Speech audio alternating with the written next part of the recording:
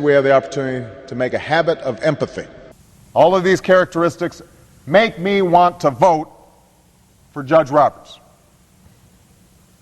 The problem that I face, a problem that's been voiced by some of my other colleagues, both those who are voting for Mr. Roberts and those who are voting against Mr. Roberts, is that while adherence to legal precedent and rules of statutory or constitutional construction will dispose of 95% of the cases that come before the court, so that both a Scalia and a Ginsburg will arrive at the same place most of the time on those 95% of the cases, what matters on the Supreme Court are the 5% of cases that are truly difficult.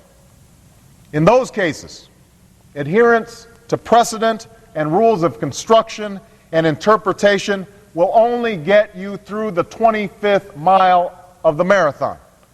That last mile can only be determined on the basis of one's deepest values, one's core concerns, one's broader perspective on how the world works, and the depth and breadth of one's empathy.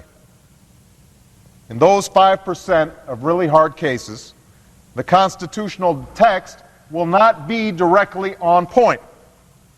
The language of a statute will not be perfectly clear. Legal process alone will not lead you to a rule of decision. In those circumstances, your decisions about whether or not affirmative action is appropriate response to the history of discrimination in this country, or whether or not a general right of privacy encompasses a more specific right of women to control their reproduction, or whether the Commerce Clause empowers Congress to speak on those issues of broad national concern that may only tangentially relate to what is easily defined as interstate commerce.